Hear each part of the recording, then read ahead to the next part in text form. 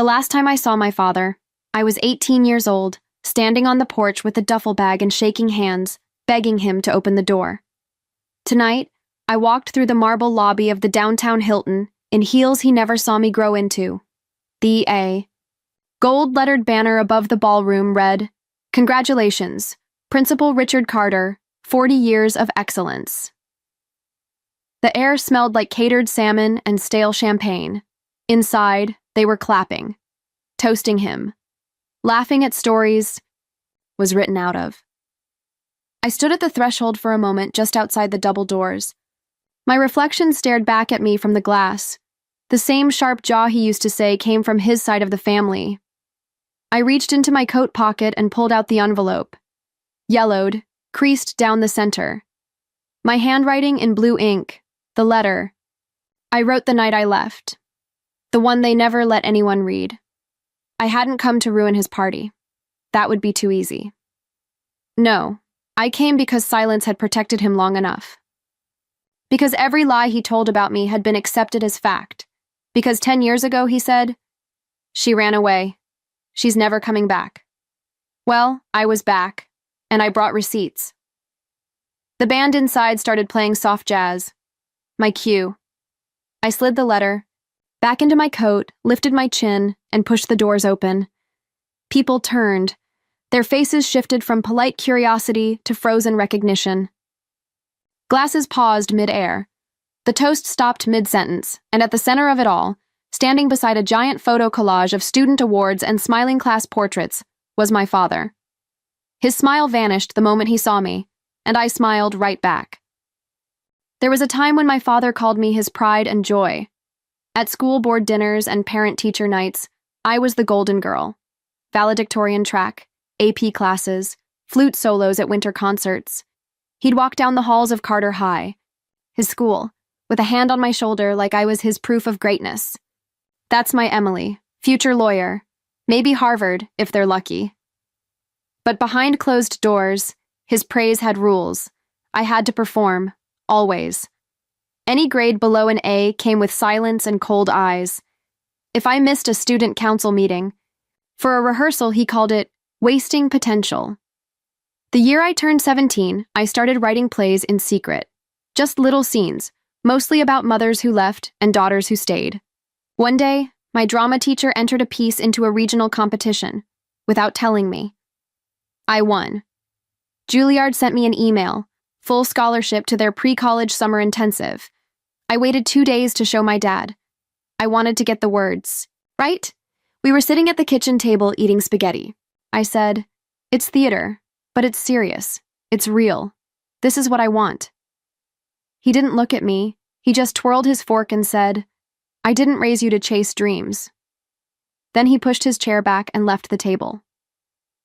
The silence after that conversation was colder than any punishment. He didn't yell. He didn't argue. He just erased the possibility.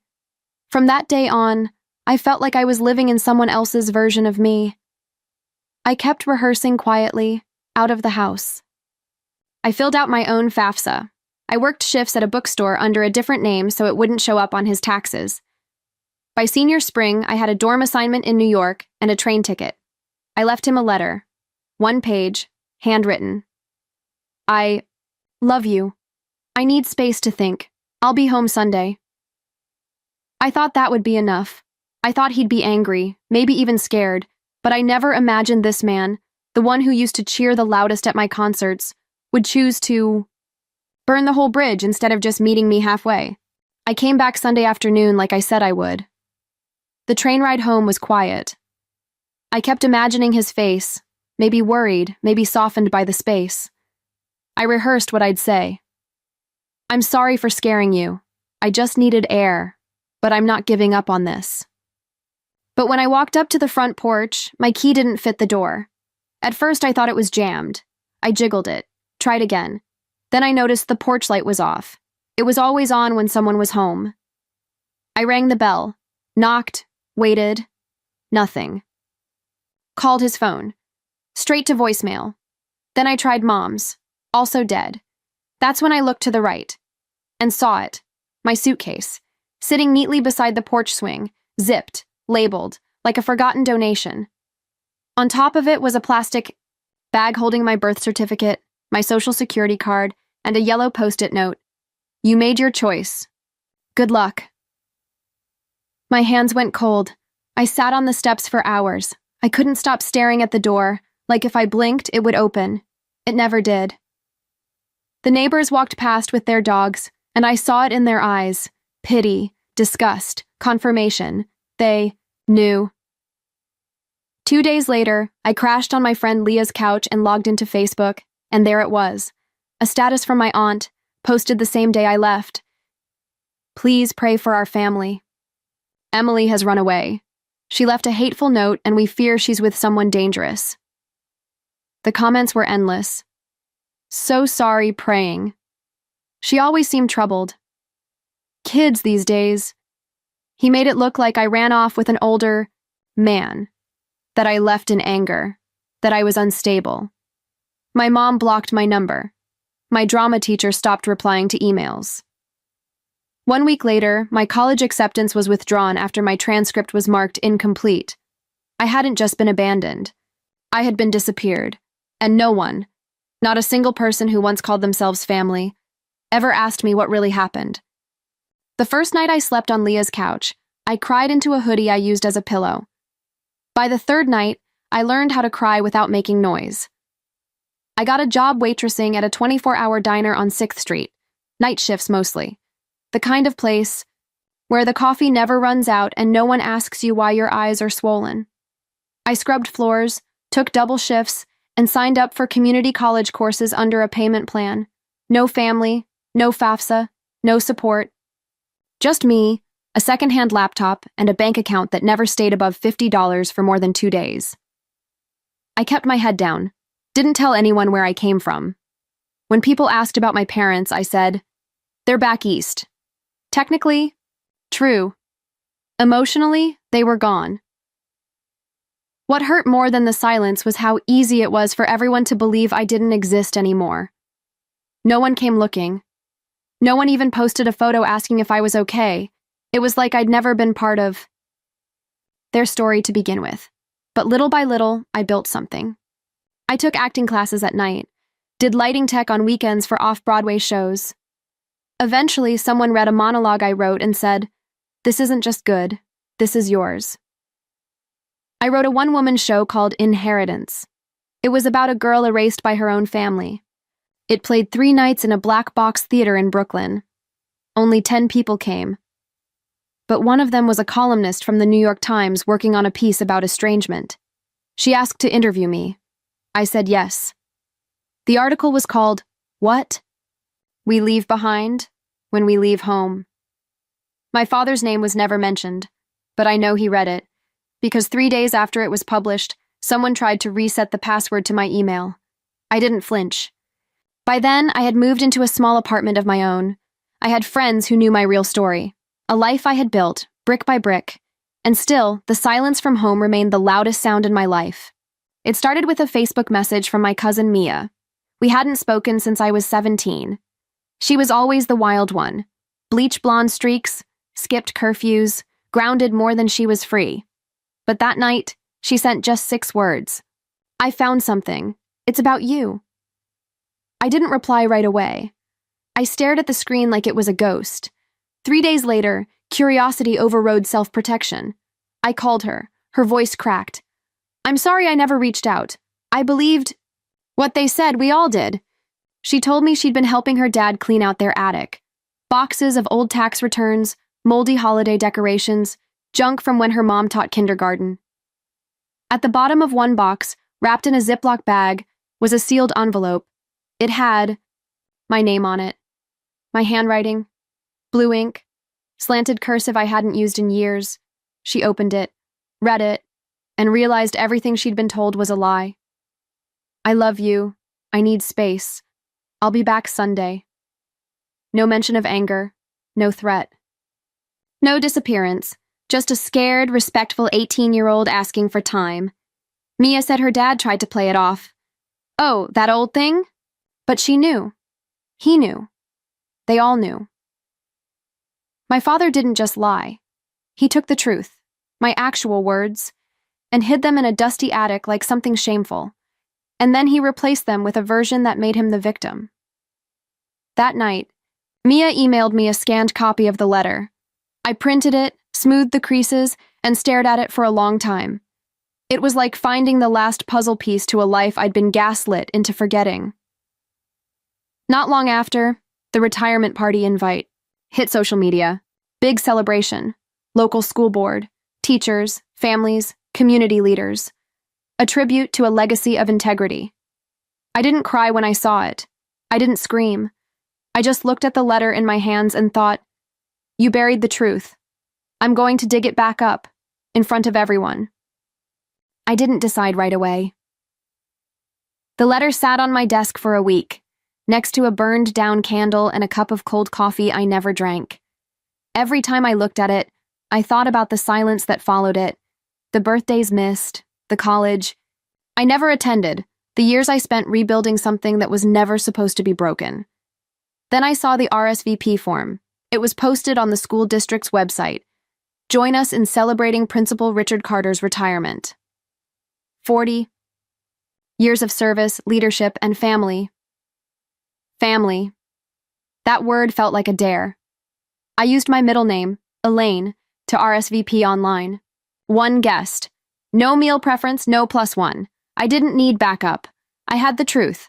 I booked a flight, borrowed a blazer from a friend, and packed 2 things: the printed scan of my letter and a clipping of the article I published in the New Yorker last year. I didn't rehearse a speech. This wasn't about revenge or theatrics. It was about reality. Raw, unpolished, undeniable. He'd built a career on discipline and image, on shaping other people's children. He got to be the man with the handshake and the clipboard and the bulletin board full of smiling kids. But he left one picture out. I wasn't going to scream. I wasn't going to cry. I was just going to walk in, look him in the eye, and remind everyone in that room. You don't get to rewrite history just because you're the only one left telling it. I hadn't seen my mother in over a decade. Not since the night I stood on our porch with shaking hands and tear-swollen eyes, begging her to open the door. She didn't. But 2 hours before the gala, I stood there again. Same porch, same front. Step. The paint was peeling now. The bushes overgrown. The wind carried the smell of someone else's dinner. I rang the bell. No answer. I was about to leave when the door cracked open. She looked older, thinner, grayer. Her shoulders hunched like life had been pressing down on her for years. Her eyes landed on me, and for a moment I saw something flicker. Recognition. Guilt. Relief. She whispered, "Emily." Like the name hurt her throat. I asked one question. "Did you know?" She didn't ask what I meant. She didn't have to. She stepped outside, wrapped her cardigan tight around her chest, and sat on the porch swing. I stood. I needed to stand. "Found the letter," I said. "The real one. The one I wrote before I came back home. The one he hid." She closed her eyes, a slow, silent nod. "I wanted to come after you," she said. "I really did." "Why didn't you?" She looked out toward the street. "He said you were unstable, that you joined up with some older man, that we needed to protect ourselves, that if I reached out, it would only make things worse." I stared at her. "And you believed that?" "I believed him," she whispered, "because I was afraid of him too." In that moment, I didn't feel anger. I felt something colder. Detachment. Not hatred. Just distance. She wasn't the villain, but she wasn't innocent either. She was the silence that made his lie stick. The ballroom smelled like expensive wine and overcooked salmon. Laughter bounced off crystal chandeliers. People hugged, posed for photos in front of a giant poster that read, "Celebrating Principal Richard Carter, a legacy of integrity."